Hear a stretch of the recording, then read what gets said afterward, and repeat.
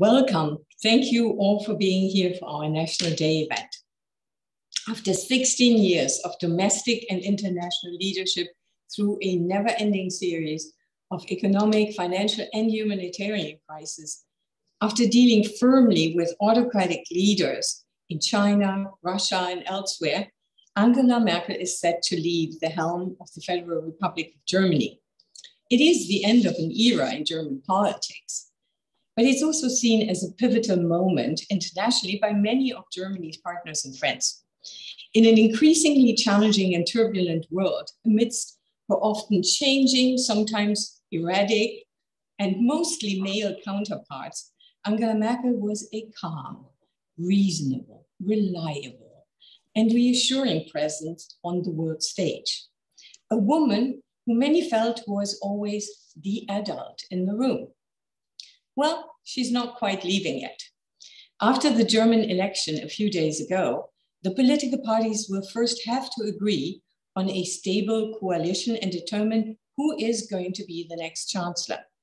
Only when Parliament confirms the next chancellor, and it looks like a him, will Angela Merkel leave office. So she may well have to stay around for a few more months.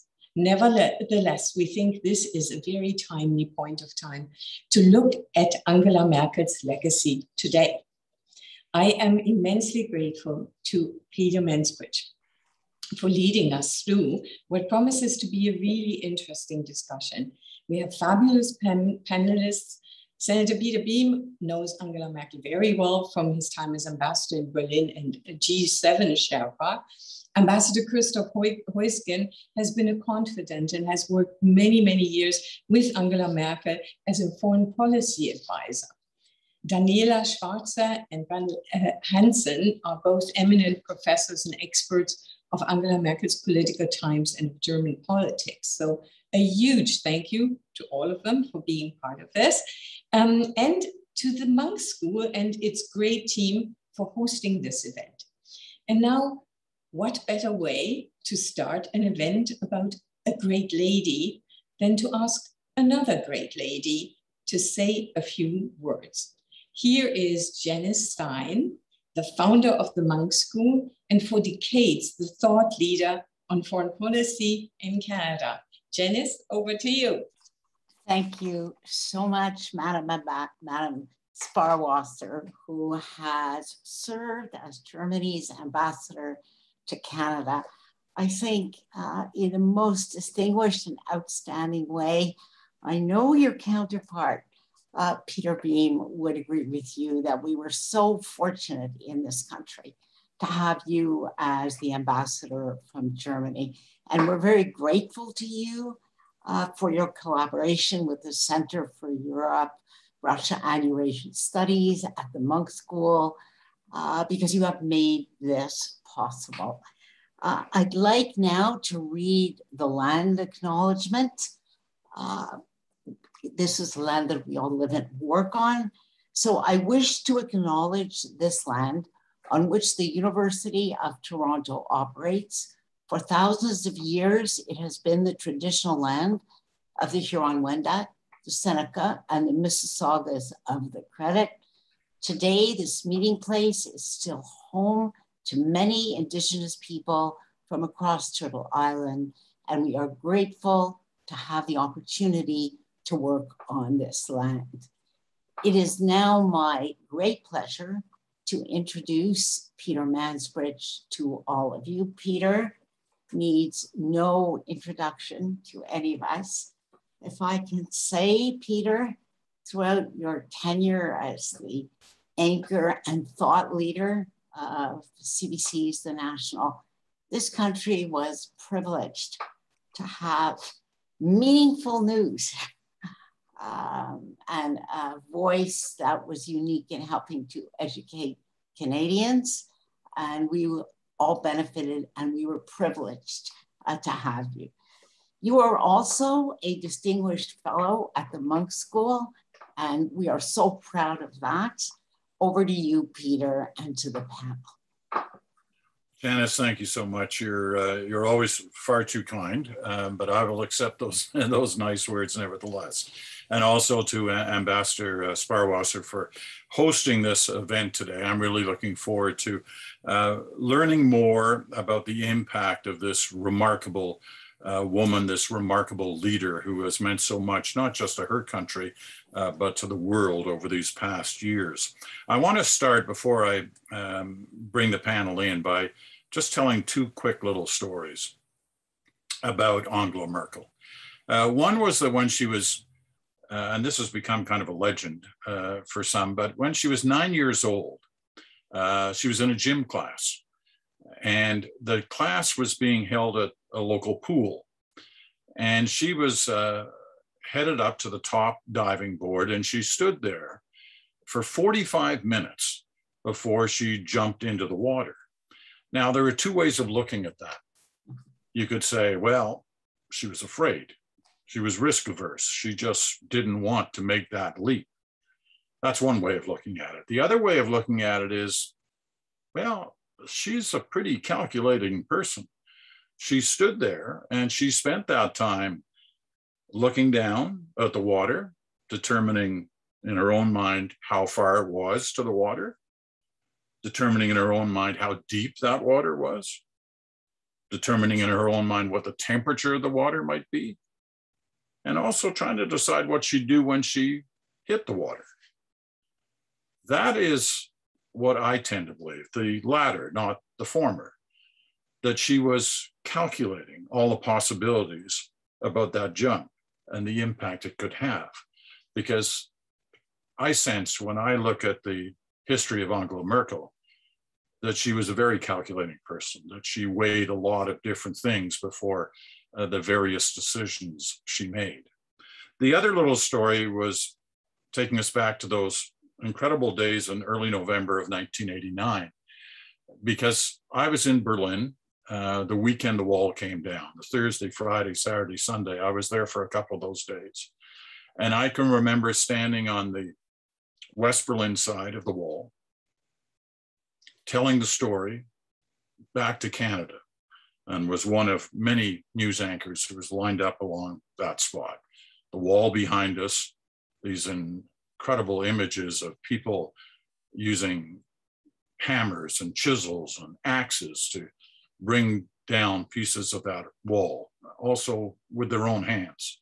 So I was on one side, and unbeknownst to me, but I since found out later, that on the other side of the wall, on the East Berlin side, amongst the cheering crowds who were ready to pour through the openings in the wall, was a young quantum chemistry student by the name of Angela Merkel, who was one of those who had a deep belief in freedom and the possibilities that this moment in history, the end of the Berlin Wall, could mean for that city, for her country, and for the world.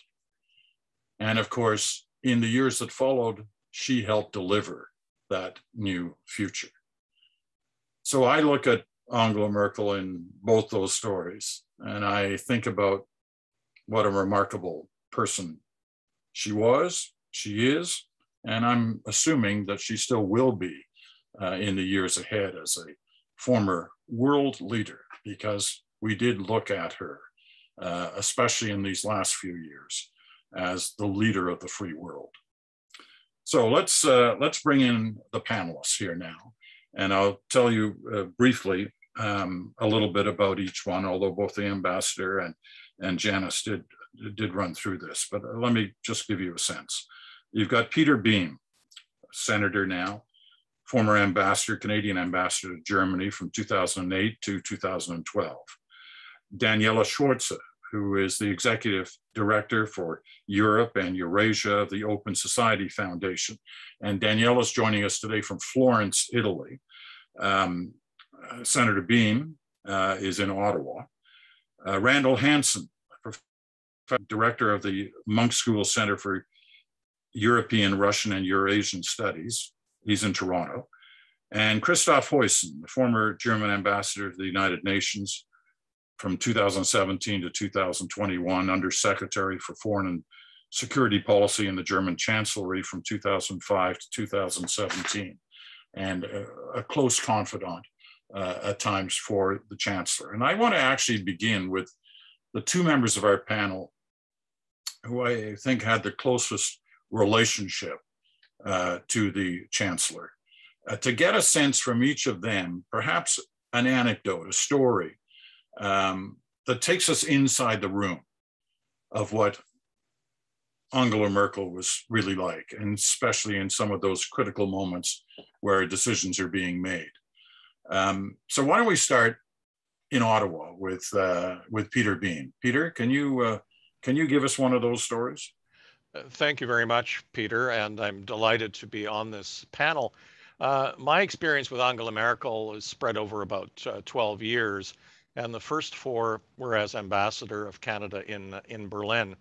And ambassadors, by the very nature of the job, you don't have ready access to the leaders of the country unless there's something really important going on, or if there is an incoming visit or an outgoing visit. I had both of those. Angela Merkel came to Ottawa to meet with Stephen Harper, and Stephen Harper came to Berlin as well. But usually that interaction is very circumscribed, and any interaction I would have on foreign policy would be with Christoph Heusgen, her foreign policy advisor. And while I mentioned Christoph, and I'm just going to say one thing, thank you, Christoph, for what you said at the UN Security Council on behalf of the two Michaels. All of Canada is grateful for your fortitude, and here we just call it having guts to say the right thing. So my other interaction with Angela Merkel was much more free-form, and that was as a Sherpa, or the personal representative of 2 prime ministers, of Stephen Harper and then Justin Trudeau. And I recall very well in 2015 at the summit in Ise-Shima in Japan, 2016, I'm sorry, it was Justin Trudeau's first summit as prime minister. I was the Sherpa, but I had been the Sherpa for his predecessor. And when Chancellor Merkel saw me, she said, "I'm surprised you're still here. Don't you guys move on? Don't you get fired? Don't they bring in people that they want?" And I mentioned, I said, "Well, there's something to be said for longevity, Madam Chancellor. You know a lot about that." And she liked that. And then, of course, we met at other summits. So in 2018, when Charlevoix came along, and that was the summit that we hosted, we had a particularly tough time, and that was all in the media, particularly with the U.S. and with its president. And we pulled a couple all-nighters, we the Sherpas, just to get the agenda through. And she came up to me and she said, "Remember when we talked about longevity a couple years ago? Do you have any regrets?" And I said, "Let's talk about that after this whole thing is over." So I was quite impressed by, why would she remember that conversation? But in fact, she did, and I certainly admired her and appreciated those comments. Christoph, what's your one memory, if among many I'm sure that you have, but one that could take us in a sense inside the room? Yes, no, thanks very much. There are so many and difficult to choose. But first, let me say thanks for being included in today's mission, and wonderful to have seen my friend Peter, with whom I worked for many years together. No, I want to actually I pick a story that picks up where Peter, you started. The story about where you had the 2 versions of what Angela Merkel thought when she was 9, standing up there, should she jump or not. I'm absolutely convinced that your second version is the right one, the kind of scientific one, thinking about how deep it is, how cold it is, what happens afterwards and everything. And I started as her diplomatic advisor at the end of November 2005. And I didn't know her before. And so we went to our first summit, which was the European Council Summit in December in Brussels. And you Canadians, you don't know that, but you know a bit about how budget debates are in Parliament. And in the European Union, they do it every 7 years, where they look at the financial perspective for 7 years. And that is the most crucial moment in the EU life. And it's very complicated. You know, you have a lot of money that is going to be dispersed on programs to countries structurally, etc. And it's very complicated, and only you know, the specialists who have been dealing with this for many years know about it. And I can tell you the surprise in the faces of the likes of Jacques Chirac and of Tony Blair at the time, when it came to crunch time, there was one only person in the room who knew everything, who had in the weeks before the summit looked at all the different budget posts, looked at how much money goes into what direction, what does it mean for somebody else. And while the other leaders had their Sherpas, she did it herself. And in the end, you know, she put some money back in her sleeve for Germany, which she put out in the last minute to get the Kaczynski government of Poland happy to have a package. And in the end, she solved the problem. And from day one, she had her reputation as a person who really looks at details, who knows everything, but doesn't lose the wider picture. And I must tell you, as a civil servant, as a diplomatic advisor, I worked 12 years, day in, day out with her. And it was just amazing to work with somebody who looks at facts and looks at backgrounds. It's just very rewarding. Back to you, Peter. Let me just ask the two of you before I move on with Daniela and Randall. We saw a group of images before this session started of Angela Merkel at different moments in her life, and especially during her career. And one of the most famous ones, at least around the world, is that image of her at a summit where President Trump was. And he's sitting in his seat sort of like this, and she's kind of leaning over towards him. And it looks like she's lecturing him or something about something. Now, I'm not sure if either of you two were at that moment, but if you were, can you take us once again inside the room? Can you take us behind the picture as to what exactly was happening in that moment? Were either of you there at that? Peter, I think you were. I was there, but I got cropped out of the photo because I was in the foreground and my head was too big. But what that was all about, a number of things. We had, as Sherpas, not been able to agree on one last point in the communique, and that was the reference to supporting the rules-based international order. President Trump didn't want it. John Bolton didn't want it. I was arguing with John Bolton. The other leaders got involved. And in her typical style, Angela Merkel pulled out the document and said, okay, let's see what we can do here. Mr. Trump, frankly, had not paid much attention to that. He was eager to leave to get on a plane and begin his trek to Singapore to meet with Kim Jong-un, the North Korean leader. So he was distracted, as he was for much of the summit, in fact.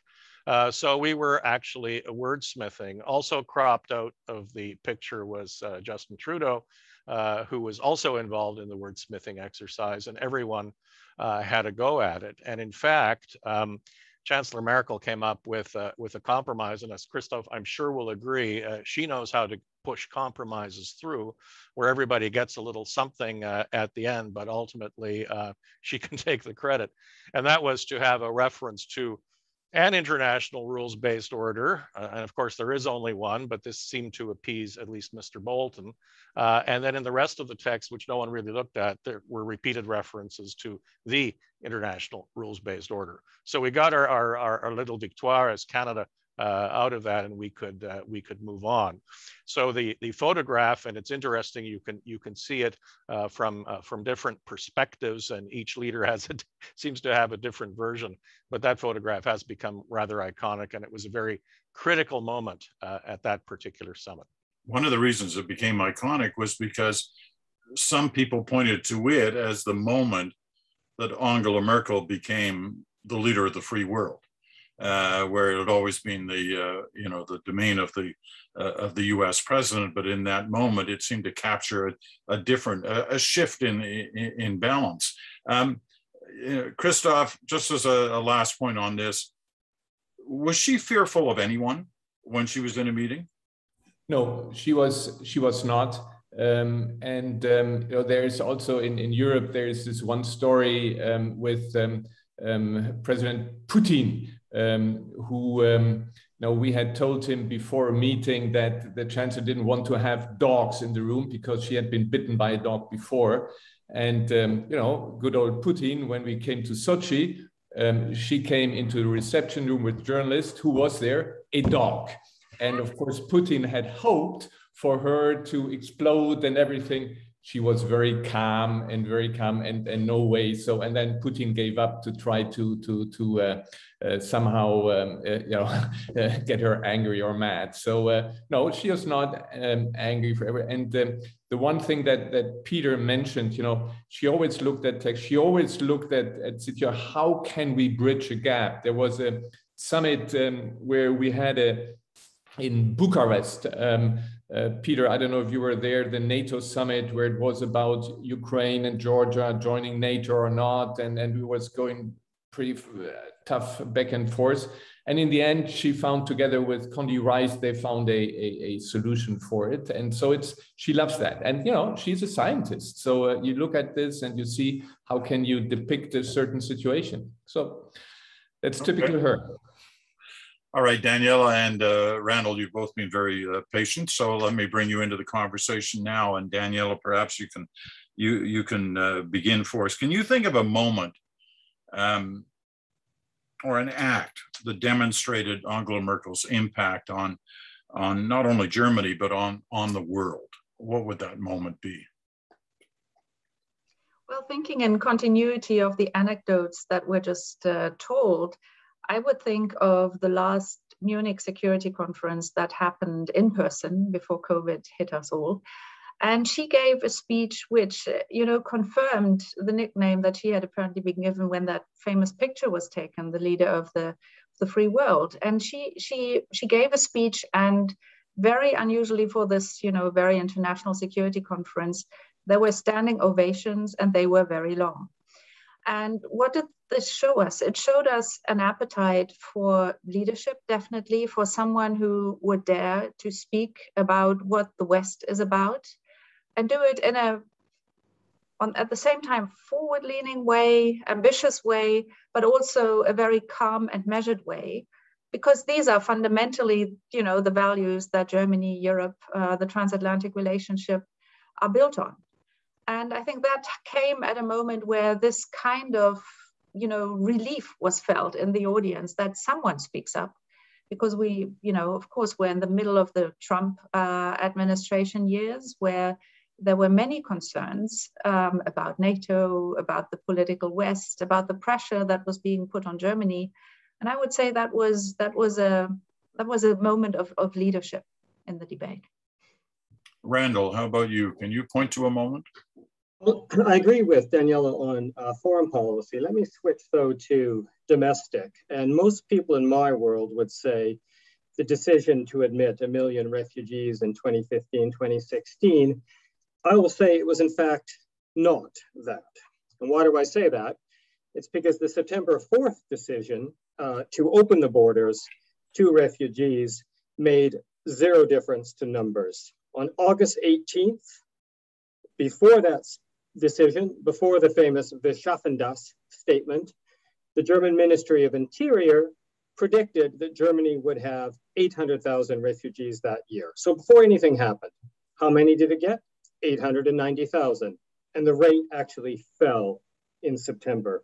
What she did was asserted control and ownership over a process that she could not stop, but certainly did not generate. So what did she do that had the biggest impact? Well, I would say that it was the Next Generation EU Recovery Fund, which allows the Commission to borrow up to 750 billion euros to fund pandemic-related economic problems across Europe, to help the recovery across Europe. This is of massive significance for several reasons. One, it ended the debate about whether the EU can borrow money to invest. It can. It shifted investment from agriculture towards digital and climate. What else did it do? it showed belatedly an understanding of the European Union on her part as a fundamentally economic project. And I believe that Jean Monnet is smiling in his grave. In that decision, which she didn't take alone, but which would not have been taken without her, she saved the European Union. That is consequential. You know, she's known by, and we've already heard here, you know, a number of names, but Mutti, I guess, is one of the most famous that is often referred to Angela Merkel. It's mother, right? It's the German term for mother, and she's known that way not just in Germany but in other parts of the world. She's also known, as we've mentioned before, as somebody who is kind of the leader of the free world. And I'm wondering, what was it about her that gave her that ability to assume either one or both of those roles in the minds of so many? Peter, why don't you give us your thoughts first on that? Well, in the way I have seen her, she is a very active listener, and as she listens and is always incredibly well briefed. I mean, she would have the documents that she would require, but she also had a lot in her head. Maybe that speaks to Christoph's talent over the years in briefing her. But there's a lot there. But she will listen, and she has an exquisite sense of timing. So she will not intervene just for the sake of intervention or feeling somehow she has to say something. If it's relevant, then she will intervene. And I wanted Peter to come back to the only time I ever saw her nervous. This was in 2011 in the FIFA Women World Cup match between Canada and Germany in the legendary Olympic Stadium in Berlin, when Christine Sinclair scored on a free kick and the score was tied. And she was quite concerned. I was sitting right there with her. Germany inevitably won at that point, 2-1, but that was the only time I saw her lose that cool. And it was an interesting moment from that perspective. But certainly at international meetings, it was a case of waiting for the right moment, and really being on top of your facts and playing it out the next few steps. And that's an extraordinary talent, I think, for anyone to have, but for a leader to bring that forward is terrific. Randall, what about you? What was it about her experience that led her to be known in the way she was known?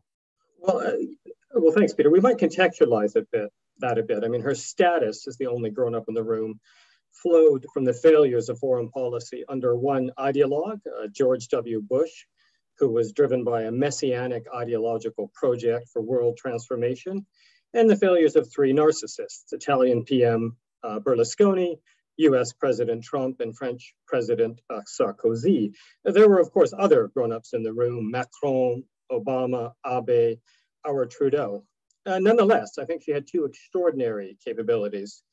The first was to break down the most complex of issues into manageable parts, and to convey a simple understanding, a clear understanding of that complexity to a broader audience. In that sense, she was sort of a Bill Clinton without the charisma, except that her absence of charisma is also a sort of charisma. The second is an ability to work with and earn the respect of her opponents. Social Democrats at home, Bush in the United States, Putin in Moscow. Only President Trump defeated that effort. Was it fair, and Daniela, let me throw this one to you. Was it fair or appropriate or accurate to call her, certainly for a period of time, the leader of the free world? I would say she did earn that title. And I remember very well the letter that she sent to Donald Trump upon his election, which was a letter of congratulations, but which had very carefully crafted language on the values, the shared values base of the transatlantic relationship. And this was a really, I thought, a very fast and clear move to frame this relationship with a new incoming US president in an unambiguous way, I would say, because that way she said in a way what Germany stands for, what Germany expects, but in a way she also spoke for Europeans. Then when it comes to the question, how consequential was that? I already spoke about leadership moments, the Munich moment, where it was very clear there was this appetite for leadership. She did develop into the leader of the European Union in a way. And I am struck by the fact that, so much attention among other Europeans and internationally goes to the question, how will Europe work once she has gone? So I suppose it is mostly the work then behind the scenes, and we have heard how she interacts, how she forges consensus, how she puts all her weight behind solutions that she thinks should be found. There is a real question mark right now who can actually fill those shoes. And it's not only the question who will be German Chancellor, but also a quite clear sense among Europeans that the dynamics within the group of 27 will change whoever is her successor. I'm sure all of us would like to get into what the future is going to hold for Germany and German leadership. But for today, at least, let's stay focused on Angela Merkel. Christoph, she's been described often as a very good manager, as opposed to an innovator. And I'm wondering two things. One is that an accurate reflection of her strengths? And is it hard to be both when you're a leader? Do you have to sort of pick one lane of those two? Can you be both a manager and an innovator? Or to be effective, do you have to just be one? No, I think you have to be successful. You have to be both. You have to be an innovator, or at least you have to know where you want to go. You have to have a strategy. You have to have your long-term vision. And I totally agree with what Daniela said before with regard to the European Union.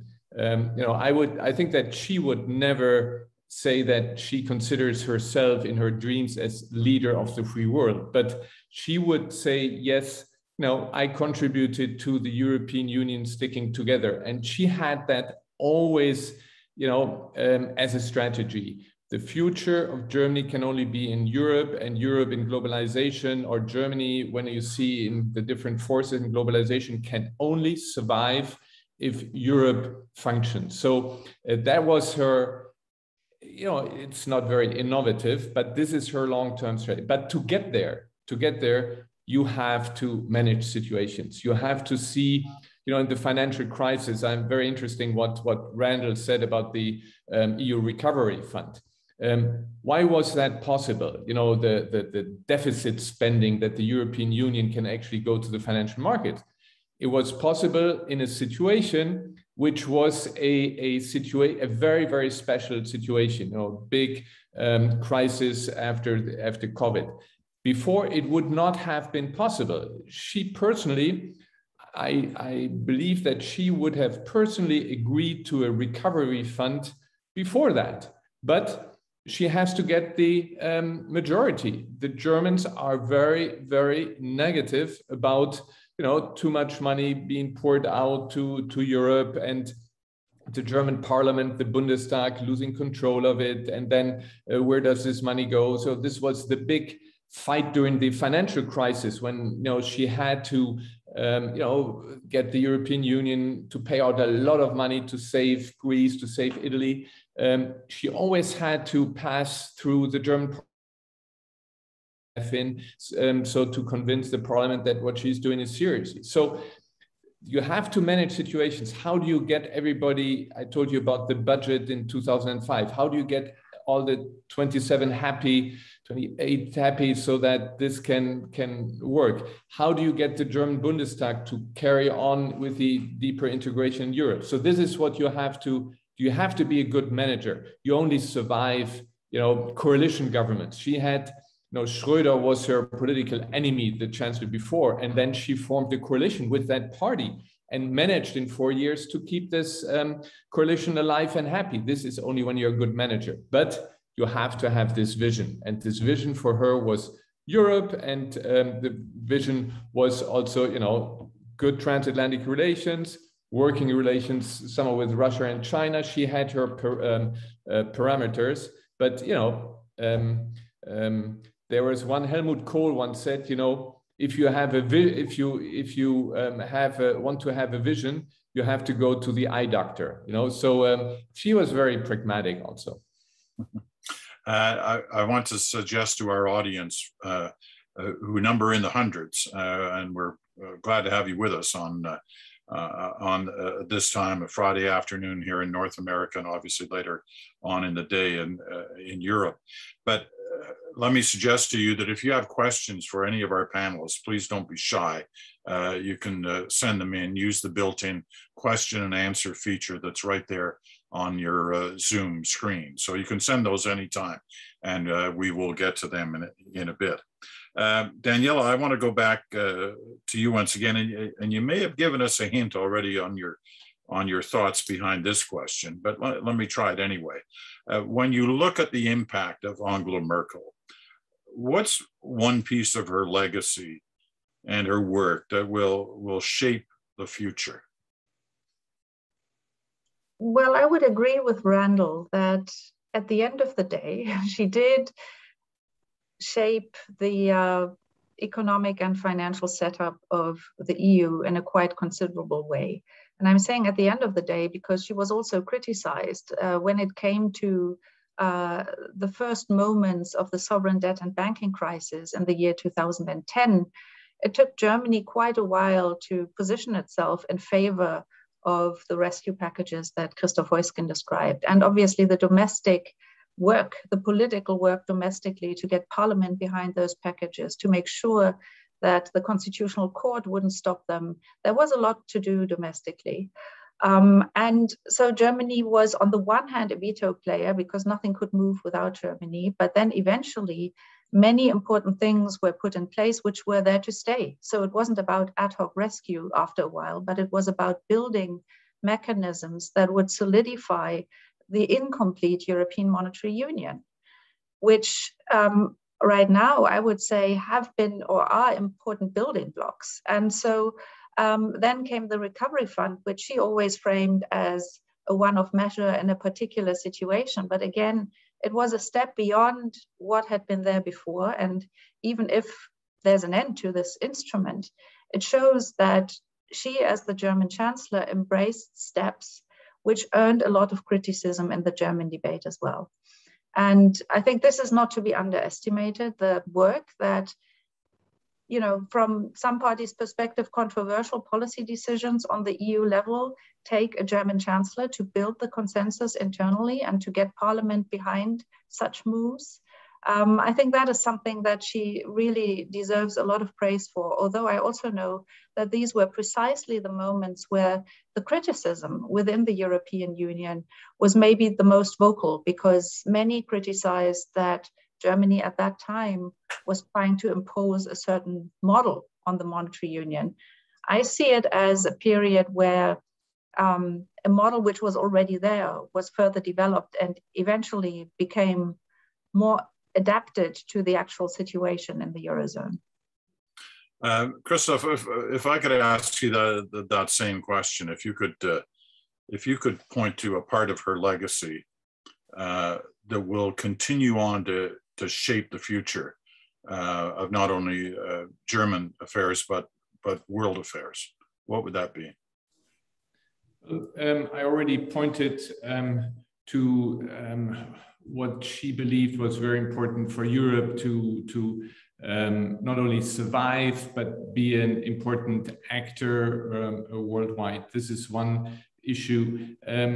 Actually, what I would like to point at is something that I'm not sure that it will continue, but I'm very hopeful that it will. And that is that Germany gradually grows in taking part in conflict resolution outside of Europe. And that Germany, at a time where the US concentrates on its own internal challenges, and there is a certain there's a certain vacuum outside, that Germany steps in there. So she started by getting German troops into Congo in 2006 already. And then when the Ukraine crisis started, and we worked very closely with Canada, taking into consideration all the Ukrainians in your country.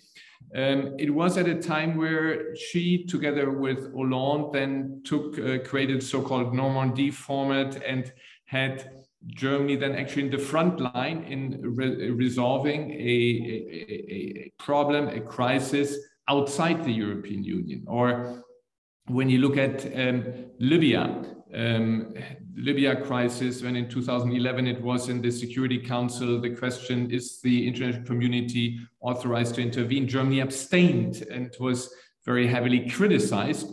In the end, when we saw that this went pretty badly, it was Germany that was called upon by the UN to launch a peace process, the Berlin conference last year, which led to a political process.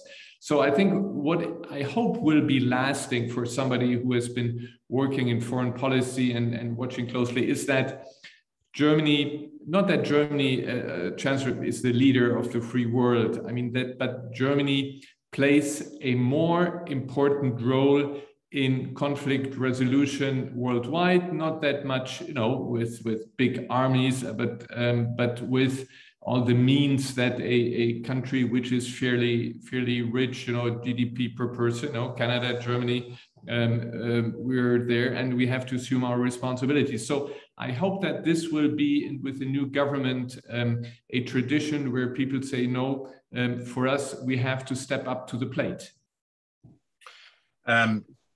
First of all, we're getting lots of questions coming in from the audience, so that's encouraging. And as I said, we will get to them in a moment. I first want to touch a little bit on the relationship that Angela Merkel had with Canada, because there's no question that there was a relationship there based on a number of different things, but she helped push Canada in areas like the Ukraine, as Christophe mentioned, but also on climate and on COVID.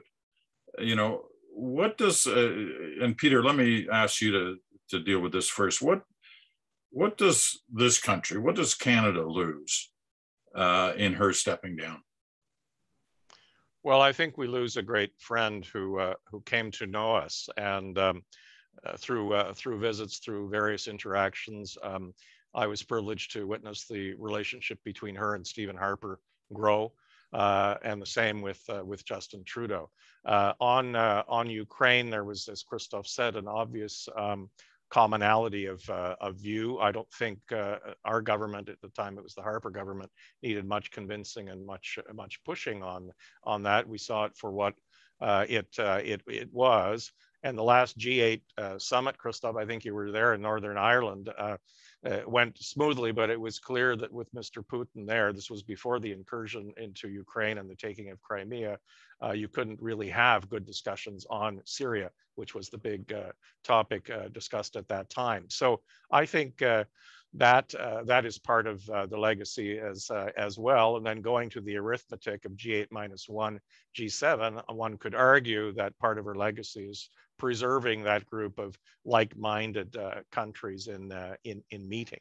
I think exemplary has also been her approach to climate change, and we've had some policy changes on that in our country, but it gets back in a bit to the earlier discussion point, legacy terms. It was a very courageous decision for her and for the German government to decide to decommission nuclear plants after the Fukushima disaster in Japan.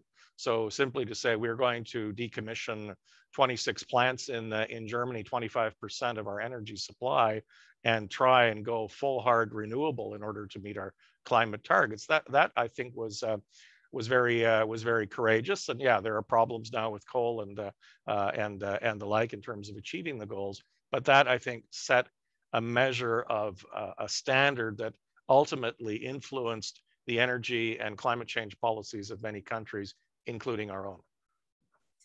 Randall?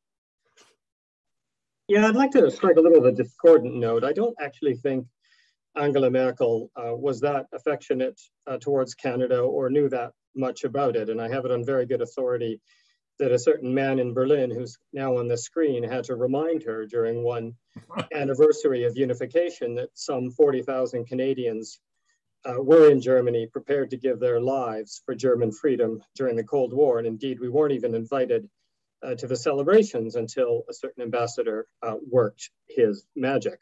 Well, he spoke, may I interrupt? He spoke to a certain foreign policy advisor who also worked his magic. So,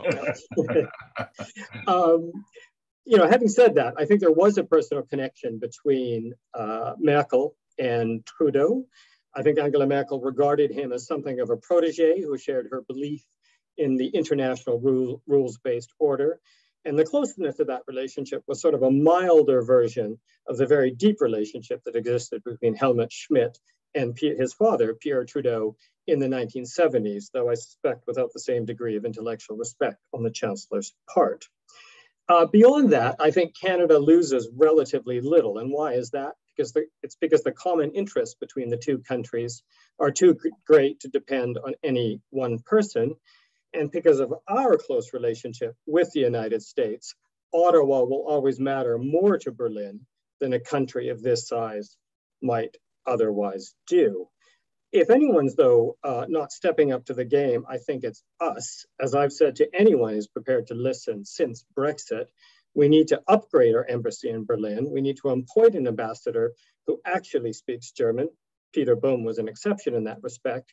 And we need to deepen and cultivate our ties with Europe's powerhouse. That's always important. It's even more important now that our best friend, the British, have decided to kill themselves. So I think we have some work to do in the relationship. The Germans don't. Christoph, do you want to add to that? Well, I think everything has been said. The Chancellor loved Canada. She loves nature, and I think that you know, that's the size of the country, the nature loving people. You know, with a bit the open to call a spade a spade. Stephen Harper was they had a very good relationship, but Harper was not the internationalist that you know, I think we would have liked. So to get Canada involved, to be active in international organizations and play its role, that was our ambition. And with Trudeau, we see this possible. I think on this relationship, Randall, it's both ways. I think that right now, as you said, with Britain, but at the same time with our American friends that are so much and have to be inward looking. It is for countries like ours very important that we work together. So it's for the European Union internally, but we have to work with like-minded democracies who protect. Peter reminded us of the international rules-based orders that we stand for. And there we have to work together. You know, when Peter mentioned when I was Germany's representative in the Security Council, and in my farewell speech, I attacked the Chinese and mentioning the two Michaels. This was intentionally. It was intentionally because I think we sit in the same boat. And so it's in our both countries' interest that in these times when, you know, the US is withdrawing to itself, when Russia and China become more aggressive and they are not defending the rules-based orders, Canada and Germany have to work together. Okay, I want to get to some of these questions because they are starting to pile up. So I would encourage you. I'll try to direct one. I'll direct each of these questions to one of you in particular, and if you can kind of keep time in mind. These are in no particular order. They're the order in which they came to me. So here we go. And Daniela, why don't you try to handle this first one? How has Angela Merkel developed during her years in office from 2005 to the present? And what do you think was the most formative experience for her? Well, when she came to office, she didn't have a particular international experience that, you know, we look at now, and we've spent so much time speaking about that. So I think that is something that grew over time. I think, you know, we went back to her childhood anecdote. So I think the mindset with which she came to the office was there much earlier, and really was a consistent element of her way of handling problems and crises. And I would say she always, to me, you know, in the early years, she always already made a very calm impression in the way she handled policy making. But it was probably through the many crises that then happened in the last, 15 years, probably, many on a European scale, some international, indeed also domestically, where the real quality of the calm and rational and considerate crisis manager came really through. And I would love to give the question on the formative moment. That was also the second part of what you just asked me. I would love to give that to Christoph, because I think he, of all of us, has observed her most closely for the longest period of time. All right, good idea. Christoph, do you want to handle that part? It's unfair. Daniela. Why? I would only be guessing. You will know. So no, because it's. I would even say the other way around. You know, I told you how much everybody was surprised when she took office in 2005 in December. She was already mentioning the European Council. Everybody was expecting a novice there, but even before becoming chancellor, she was the head of the Christian Democratic Party and that part of the European People's Party. And when it came to even before 2004, she was leader of the opposition. There was the candidate for the European Commission to be chosen, Jacques Chirac and Gerhard Schröder, who were aligned in the Iraq crisis, had chosen their candidate. And who managed to destroy their plans? It was Angela Merkel. So already early on, she knew how to manage, also how to manage strongmen, and she was there. No, there was. It was a gradual process. You know, at the beginning, for instance, with regard to Africa. It took until 2007 that she had her first trip to Africa, and she was very curious, but didn't spend a lot of time. Now, during the last times she has been in Africa very often, she knows what the consequences are, both in negative and positive of a destable Africa. She spends a lot of time there, so she has widened her horizon over time. And with each crisis, from the financial crisis, I think she could have passed an economics degree. Now with the pandemics, Ebola and COVID, I'm sure she can pass a medical doctor's degree. She's dealing with all these questions, tries to go to the foundation of what makes a problem become a problem. So it has been a gradual process. Sorry to not to answer not to meet your expectations, Daniela. Okay, Peter, here's one for you. Which politician has influenced Angela Merkel the most on the international stage? That sounds to me like it could be a very good Christoph Heusgen question, but I'm not going to do what Daniela just did to me. So I think Barack Obama had a big influence. I know and have witnessed the two of them working together in tandem at various summits. I think President Obama was very mindful of the American legacy in Germany, so post World War II and during the Cold War, and I think the Chancellor really appreciated that. But also in discussions that I was privileged to witness on developments in Asia, Christoph just mentioned Africa. Those were good discussions, but I think it's very difficult, and maybe here I'm going where Christoph went, because she had been in office, or has been in office, she's still there, for so long and been exposed to so many. I think she quickly sizes up leaders as being authentic, and in other words, being in touch with the people who have elected them in the case of democracies, but also in what they bring to the table in terms of preparation and knowledge and willingness to negotiate and to inevitably forge some sort of a compromise. So I think that's the leaders who have done that, who've come to the table in a prepared and deliberate sort of way, I think have made the most mark on her, and probably she on them as well. Randall, here's one for you, and I love these kind of questions because there's no way of knowing whether your answer is correct or not. So you can say pretty well whatever you want. She's clearly one of the most influential politicians of her day, of her time. In say 20 or 30 years, goes the question, will she still be seen that way as one of the most influential politicians of her time? Oh, that is a difficult question. I actually would say I have my doubts, and let me answer this in reference to German history.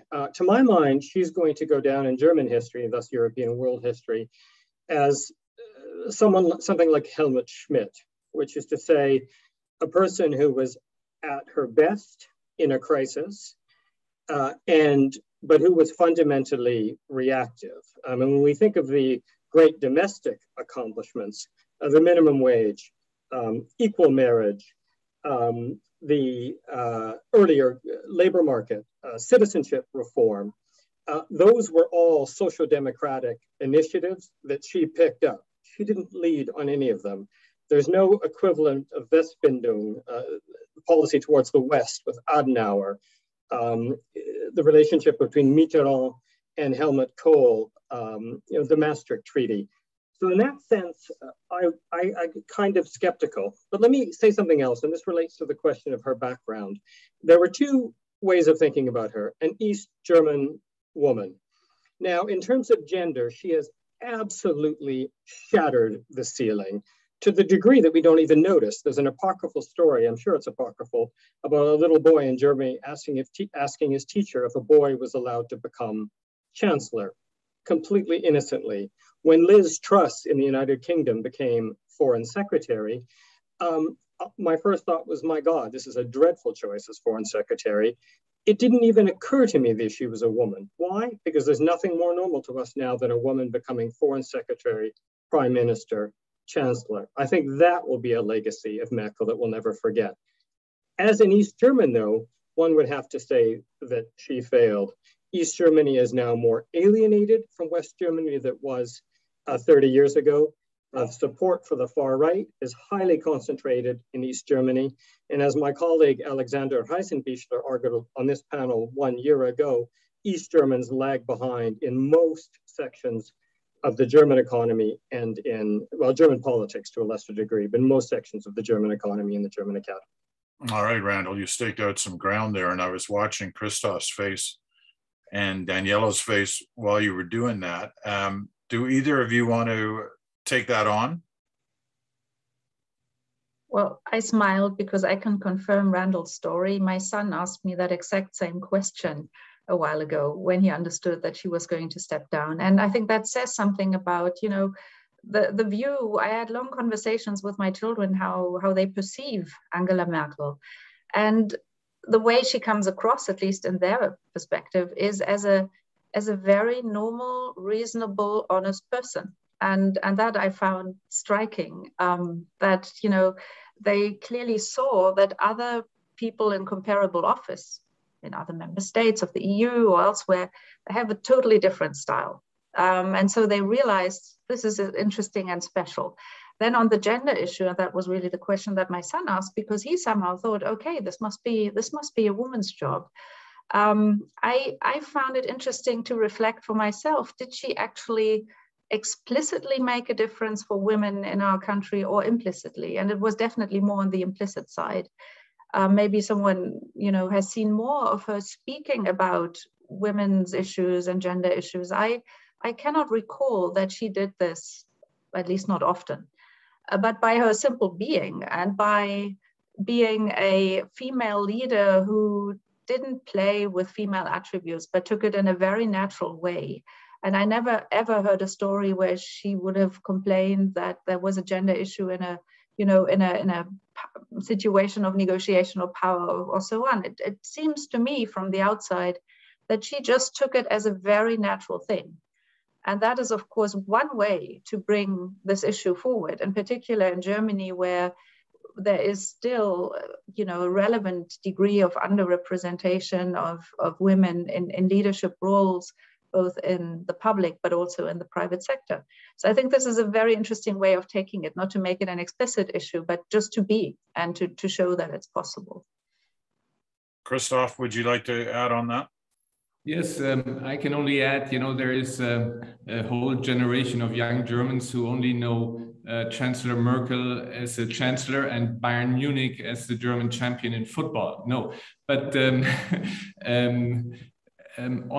the last point, she has never characterized herself as a feminist. Actually, what we have in Germany in terms of a quota system for women was more pushed by Ursula von der Leyen, who is now the president of the European Commission. But lately, if you look at later speeches, the chancellor has become something a bit like a feminist. She identifies a bit more with this movement because of one thing where I unfortunately have to disagree with Randall. I'm afraid, I worked at the UN for years. I was watching how this goes worldwide. We are not there yet. When it comes to women's rights, when it comes to women participation, when it comes to women in leadership positions, yes, the chancellor broke a ceiling, but this is for one country. And we are not there yet. I think we still have to work very, very hard on that issue.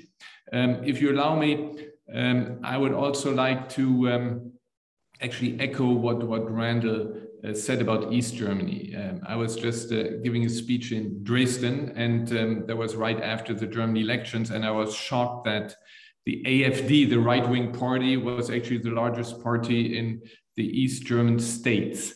They lost a bit, fortunately, but they're still strong. And I think our country does have a problem. It's a problem of more the people in the provinces that are not in the big cities like Dresden and Leipzig, but are in the countryside, and they're kind of the lost generation. There are those who believe that their accomplishments in East Germany was not recognized, and there is those who accepted all the changes and really have moved to the West, but there are many who are still frustrated, and because they are not recognized, and they are xenophobic, and they vote right wing, and that is a challenge for our country, which we really have to look at.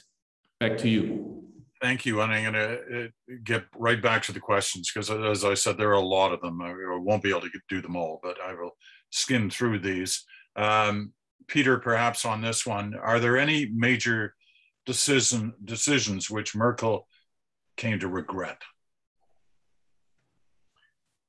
Well, I wouldn't know, because she wouldn't tell me if she regretted making a certain decision, and I think the passage of time will show that. I referred to the decision on nuclear power as a very courageous one, and we'll have to see how that goes. But that's one for a longer period. I don't think she would have regretted any of the decisions that she pushed on Europe, and we had talked in this panel about the various recovery plans. And for me, that was a fascinating introduction to Germany, because it was occurring just as I was arriving in 2008. But I can't think of anything offhand. Anybody think of anything that she might regret? Or do we have to wait for the book to come out? Her book, I'm sure. Daniela? She said one thing herself, and that was that she thought more should have been done earlier on climate change. So that was something she quite recently said publicly. And I think that's an honest recognition of the situation, because this topic was really pushed onto the agenda very much by the next generation. And the criticism was pretty strong. And yeah, she acknowledged that. And if I could add to that, Peter, I think what she will very much regret will be Britain's withdrawal from the European Union, which maybe she could not have blocked it, but occurred under her watch. But I would also flag that as an area of relative failure, we've seen levels of Euroscepticism that have increased dramatically while Merkel was chancellor. Italy went from being one of the most pro-European countries to being one of the most skeptical. Her action on the recovery fund was decisive, but on the bailouts, it was reactive. And I agree entirely with Christoph that she had to bring the German people with her, and that was a very, very difficult task. But she also fed some of the prejudices about profligate Greeks, and she was going to be the Swabian Hausfrau who looked after the German budget. She never explained to the German people that no money was actually transferred to Southern Europe. Rather, Southern Europeans were lended German interest rates so they could borrow at favorable rates and bring the rates down by Germany guaranteeing those loans. So ironically, the EU is in very good shape now because of Brexit, which scared the hell out of everyone else, because of COVID, which has hugely undermined the far right because they had no solutions to this crisis, and credit where it's due because of the recovery front. It's hard for a group as distinguished as you four to go through an hour or more in a discussion and not have a major question on China. So here it is. Angela Merkel was a proponent of the status quo when it came to China and stayed close to the US. Where does the next German leader need to depart from Chancellor Merkel's legacy in order to strengthen the democratic world order? Now, this is pointing us a bit into the future, but there is a hangover, if you wish, from the recent past on here. Who's feels they're best qualified to answer that one? Raise a hand if you are. All right, Peter. I'm raising my hand to speak, not to say that I'm best qualified. But I think on China, there have been discussions on China at every G7 summit that I have attended. I know that European summits also have a segment on China.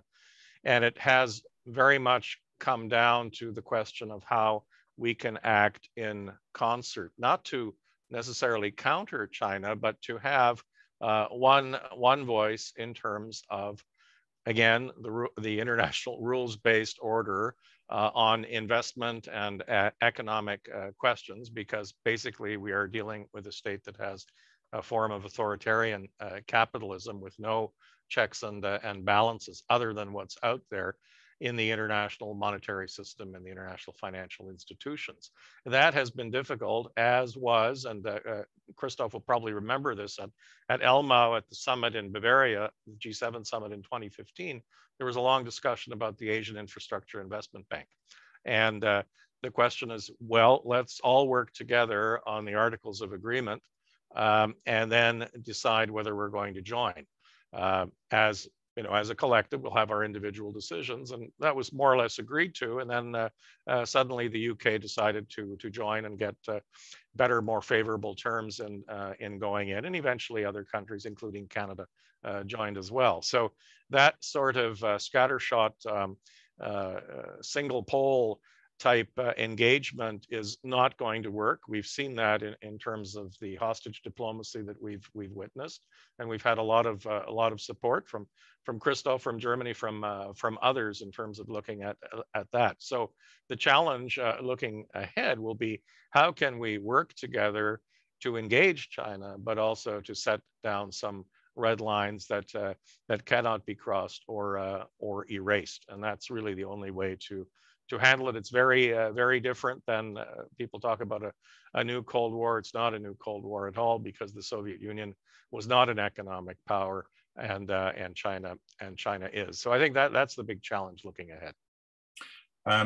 There's time for two more questions, and I'll ask one from the list from our audience, a distinguished audience, as it turns out, because the ambassador, I'm assuming this is Ambassador Rispol from France to Canada, has been watching, and the question from there is,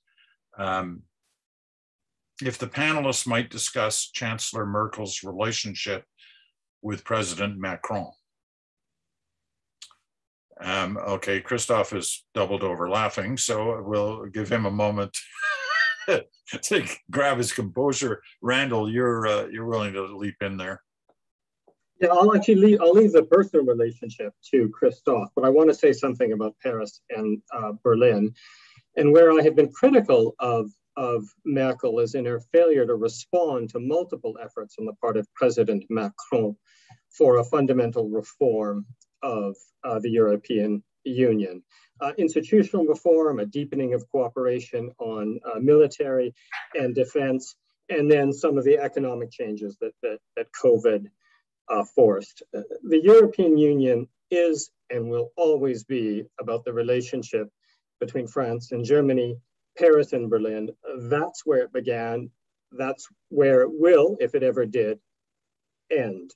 And I think possibly as an East German, though I don't want to make it too biographical, I'm not quite sure that Angela Merkel got that. At least to my mind, you didn't have the sort of relationship that you had between d'Estaing and Schmidt, between Kohl and Mitterrand, and at least after the Iraq War between Schroeder and Chirac. But I'd be interested in Christophe's views.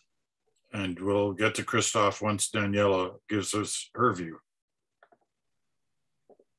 Well, I would say if you need a couple to illustrate the differences in political culture between France and Germany, you take the two and you have it.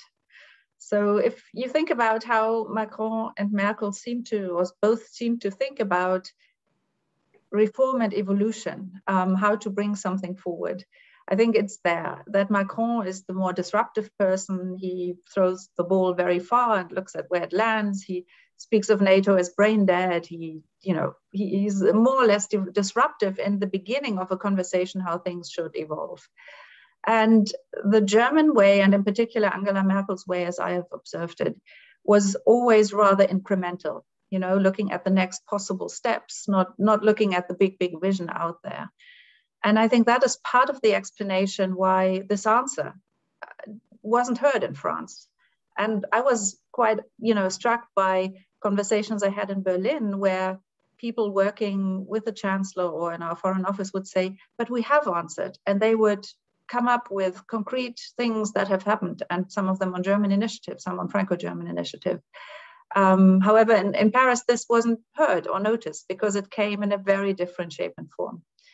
I do think that, and really the recovery fund and the rapidity with which this instrument was put in place shows this. Under the tense pressure of a real crisis where not even travel was possible, the two were in an area where France and Germany are usually quite far apart in their starting positions when it is about the role of expenditure, public expenditure, budgets, and so on. There are very different traditions at play.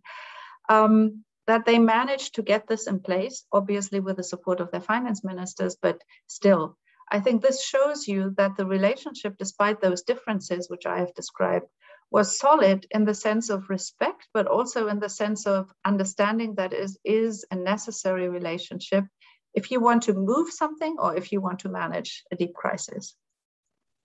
Christophe?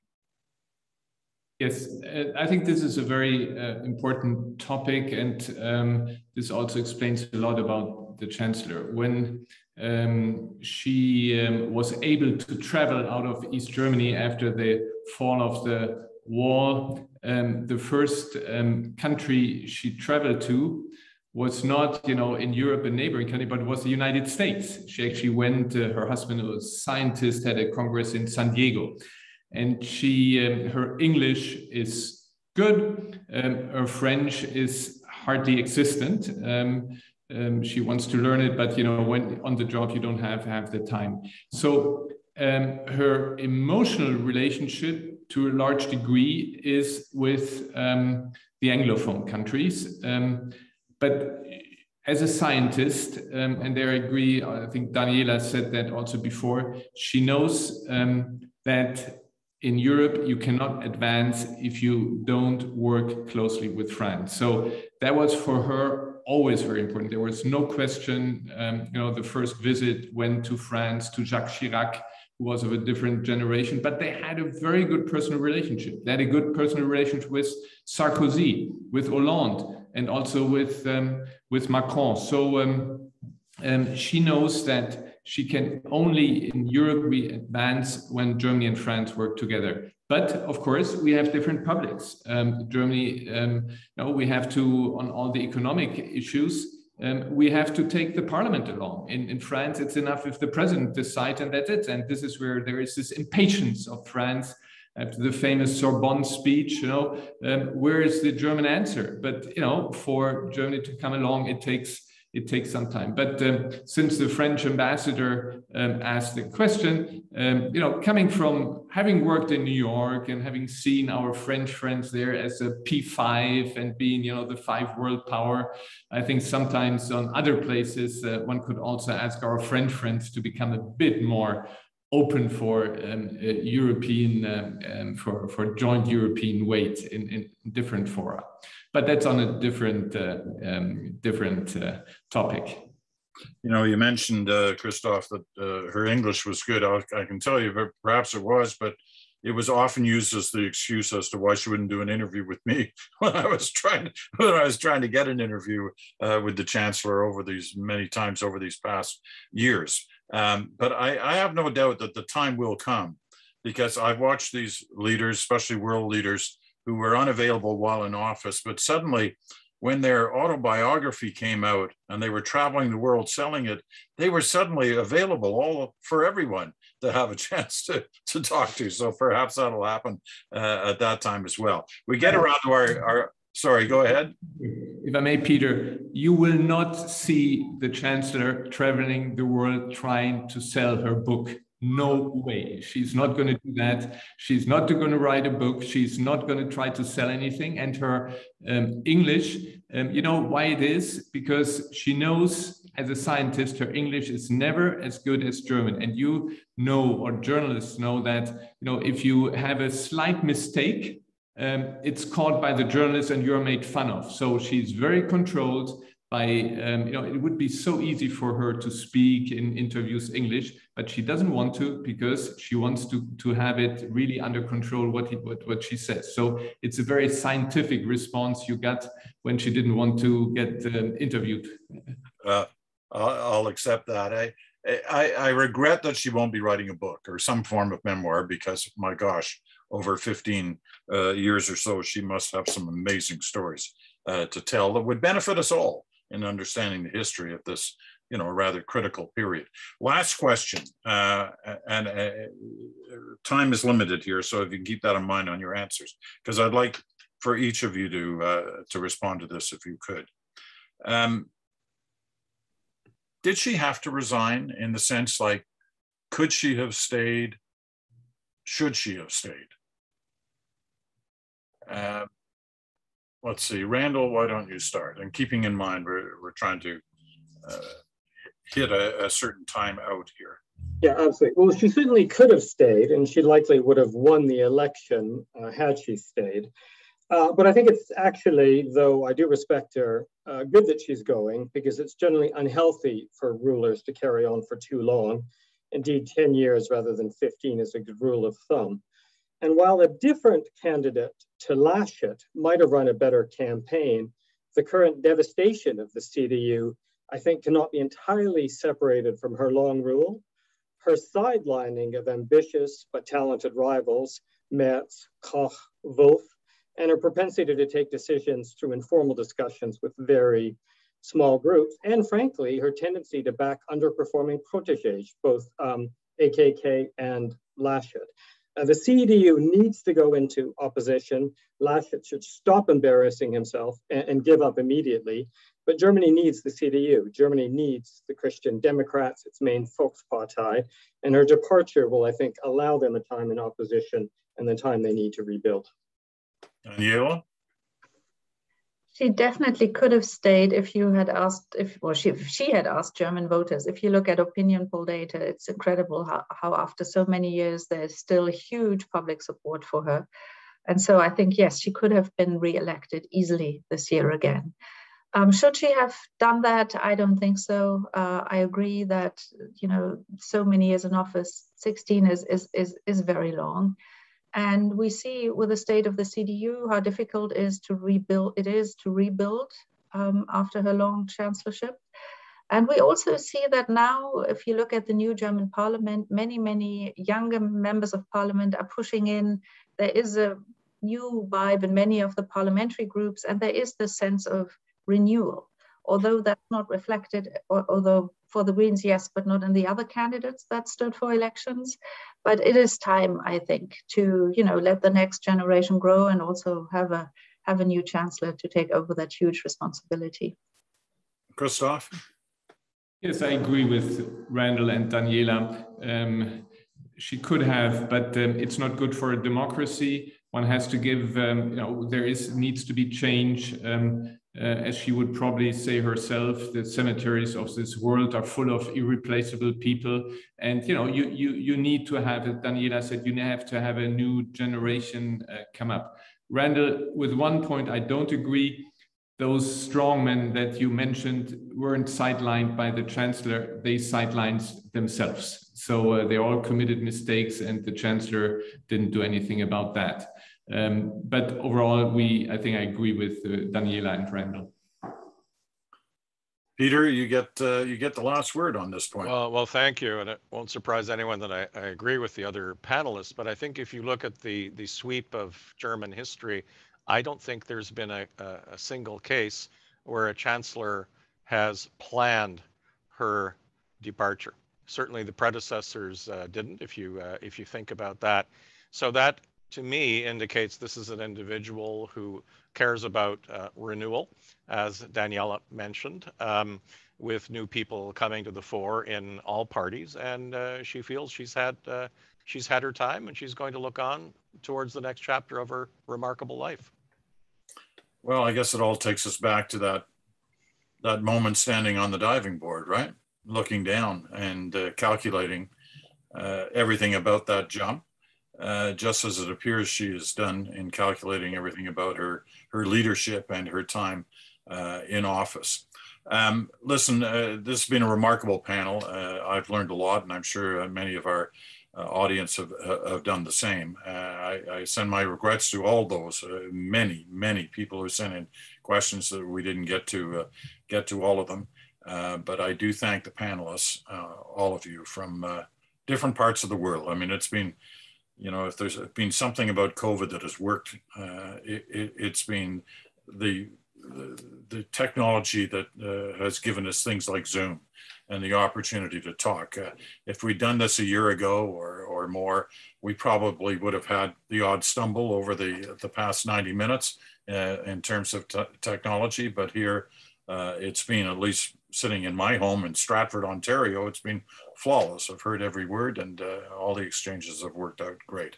So I thank the panelists for all of their insights into this remarkable person who has been a part of our world for the last 16 years, and who knows how she will still be a part of that world in the years ahead. So thank you again, and I hand it back to the ambassador, who has a few words for us. Well, thank you, Peter, and thank you to everybody on the panel. This was a fabulous discussion, and I think Angela Merkel's ears should have been ringing, because I think you brought so many insights, anecdotes, and depth of understanding to that. She should be, after hearing you, she would probably be satisfied with what you think about her legacy.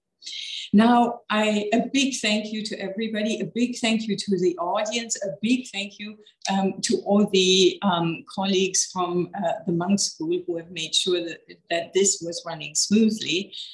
If you can, please stay on for just a few more minutes. We have brought to you a short edition of the Deutsche Welle TV portrait of Angela Merkel. It's only 10 minutes, and it shows lots of pictures and famous voices. Thank you.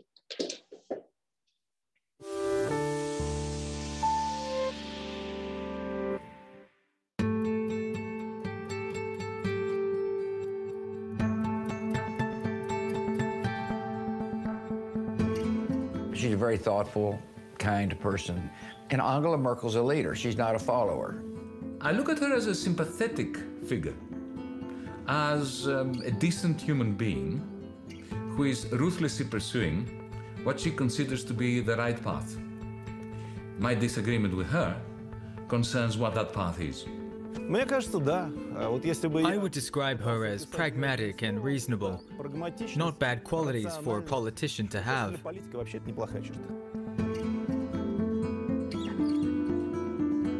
She's a very strong and determined woman, but she uses that strength to inspire, not to intimidate.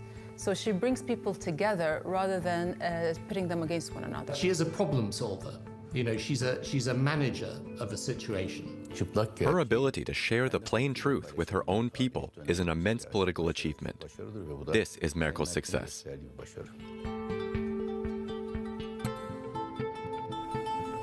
Mrs. Merkel is not complicated. She's quite transparent. She's respectful and demands to be respected. Strong-willed, firm, decisive. Nobody could doubt Angela Merkel's political competence, her political skill, her tactical brilliance. What I think has been lacking has been strategic vision. I appreciate her as something of a mosaic, because there's many parts to her.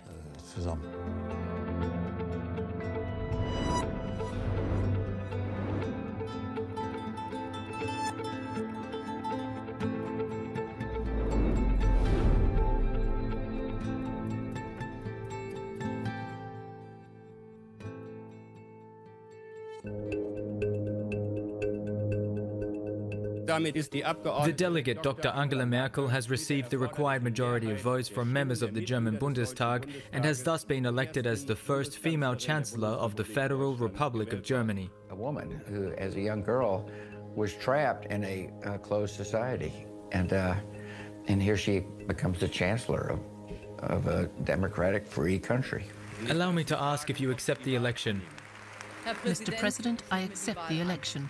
It was very clear that she was a very strong character, very easy to underestimate. So I expected her to do well, and I remember saying to my people at the time, she'll be there for a long time. I didn't know she'd be there for that long. I swear that I will dedicate my efforts to the well-being of the German people, promote their welfare, protect them from harm, uphold and defend the Constitution and the laws of the Federal Republic of Germany, perform my duties conscientiously and do justice to all. So help me God. Journée particulière à Berlin. Angela Merkel est la première femme élue chef du gouvernement dans l'histoire de l'Allemagne. No one expected. She set the pace for women all over the world that we can do it. She was the most unlikely chancellor for Germany. She was a woman, and Germany had never had a female leader before, a divorcee, and more importantly, from the GDR. So in every which way, she was possibly the person that you would have expected least to get the top job. Angela Merkel was born in Hamburg on July the 17th, 1954. Soon after, her family moved to communist East Germany, the GDR. She graduated from high school in 1973, studied physics in Leipzig, and earned her doctorate in 1986. Shortly after the fall of the Berlin Wall, she entered politics and became deputy government spokeswoman for East Germany's last Prime Minister, Lothar de Maizière. She was an advisor to the new CDU of East Germany, and we met for a coffee. And I found her very pleasant, very smart, incredibly determined, asked lots of questions, very inquiring. But who could have imagined what would have happened to her afterwards? I certainly didn't. In December 1990, she won a direct mandate for the Christian Democratic Union in the Bundestag elections. In 1991, then-Chancellor Helmut Kohl appointed her to his cabinet as the Federal Minister for Women and Youth. That's when I met her. She was relatively nervous, which is very surprising from today's perspective. But she was young then and lacking in European experience. Merkel served as Federal Environment Minister till 1998. Underestimated by many and derided as Kohl's girl, she became the CDU Secretary General after the party's defeat in the 1998 federal elections. 2 years later, she was elected party leader. I accept. In 2005, she ran against incumbent Chancellor Gerhard Schröder and won. At the age of 51, her victory made her Germany's youngest chancellor. Who would have thought the highest office would go to a woman so soon? The day after Merkel assumed office, she departed on her first official state visit to Germany's most important European partner. In Paris, she was welcomed by French President Jacques Chirac. It was the first of well over 500 state visits over the next 16 years. Mrs. Merkel got to know 4 presidents of the French Republic with 4 very different personalities: Jacques Chirac, Nicolas Sarkozy, myself, and Emmanuel Macron. She was careful to adapt to each of these personalities and to build a personal relationship that went beyond governmental matters. The very next day, Angela Merkel arrived in London for her first official visit with British Prime Minister Tony Blair. Well, I was very keen for her to come as soon as possible. I wanted Britain to have a strong relationship with Germany. Because I'd got on well with her before she became Chancellor, you know, I thought this was someone I could work with and you know, get on with, and therefore, for me, it made a lot of sense to strike up that relationship as quickly as possible. To cultivate good relationships with fellow world leaders, Angela Merkel soon became a frequent flyer. Germany's ties to one of the world's most powerful countries, the United States, remained crucial. In January 2006, she visited then US President George W. Bush for the first time. You know, my first impressions with 45 minutes alone in the Oval Office were incredibly positive. She's smart. She's plenty capable. She's got kind of a spirit to her that is appealing. She loves freedom. Angela Merkel brought class and dignity to a very important position and made very hard decisions. I think it would say compassionate leader. A woman who is not afraid to lead. And now I'm going to take her to lunch. Thank you. Thank you. Merkel and Bush seemed to instantly get along. The same cannot be said for Merkel's relationship with another powerful leader. She first visited him in Moscow 3 days later, but she dealt with him throughout her tenure. Vladimir Putin. With Putin fluent in German and the new chancellor fluent in Russian, it was expected they'd understand each other with ease.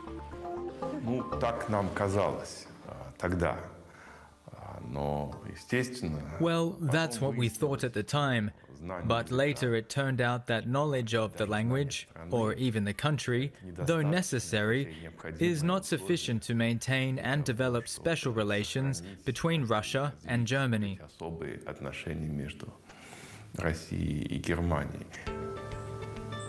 6 months later, the Russian president received the leaders of the economically strongest democracies for the first G8 summit in Russia.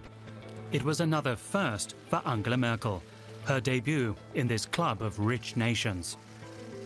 When she came to her first big summit in St. Petersburg, she was just very calm, very clear.